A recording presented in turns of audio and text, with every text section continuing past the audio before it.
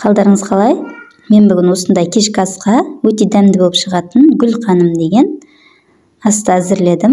Ең алдымен бізге қойдың осындай май керек болады. Содан кейін менде үйде жылқының еті болғандықтан жылқының етін салдым. Негізі қойдың етін салсаңыздар да болады. Ең алдымен біздің қазанымызға осындай майды салып аламыз. Жақсылап осылай бірінші қатарға орналастырып аламыз майды. Содан кейін барып біздің жаңағы жылқы етімізді жақсылап жуып алдық. Бір-екі рет, содан кейін етімізді орналастыратын боламыз. Өте дәмді болып шықты біздің тамағымыз. Осы етті, сүйектерді жақсылап жуып алдым. Өздеріңіздің қалауыңыз бойынша салсаңыздар болады етті. Мен осыған тұзымды салдым, бұрышымды салдым. Өз қалауыңыз бойынша бұрышты салсаңыздар болады.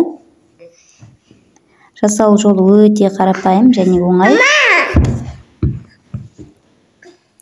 Біздің етіміз сәл кішкене ірілеу малдың еті болғандықтан менде 2 сағаттай қойдым отқа, астын баяу отта. Енді кезекте үстіне тұз салып жатырмын. Біздің етіміз тұздалған, негізі мен азғантай салатын боламын.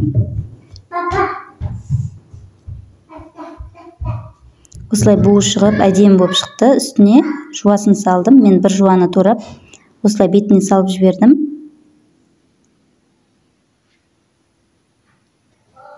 Және де менің каналыма өтіп, менің видеоларыма өз пікірлеріңізді қалдырсаңыздар, сіздердің пікірлеріңіз мен үшін өте маңызды.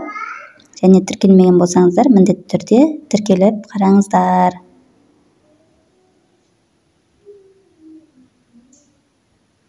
Осылай жуасын салдым. Енді осыны мен қақпағын жақсылап жауып қойдым. Енді кезекте біз картопымызды жақсылап жуып алдық. Картоптың бірқатар етін орналастырамыз. Біз ешқандай етімізді араластырмаймыз, тек қана бетіне салып қоятын боламыз, буда пісіреміз.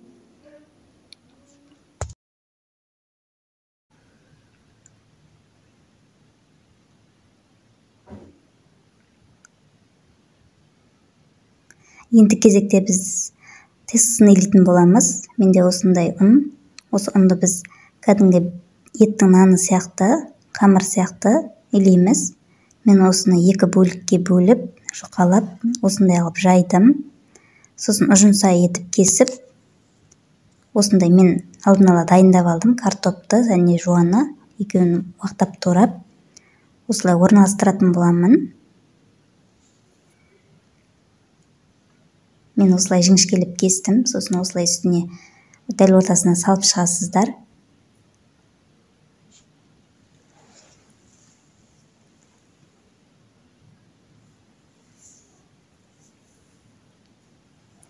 Енді кезекте біз осылай біріктіреміз.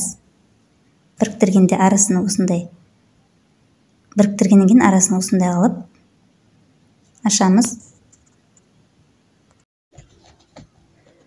Осылай екеуінің арасын осындай алып ашып аламын. Егерде біздің тестіміз жабыспай жатса, маймен жабыстырсаңыздар болады. Негізі жабысады біздің қамырымыз. Енді кезекте біз осыны дөңгелектеп, әдемілеп орайтын боламыз.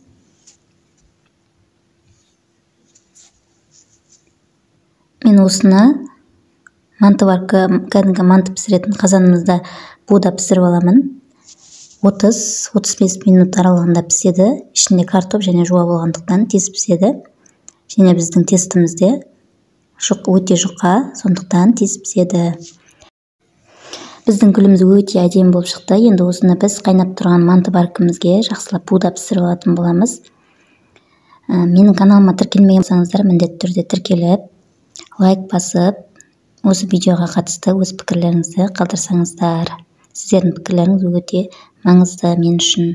Біздің асымыз дайын болып қалды. Осымен ас болсын, сау болыңыздар.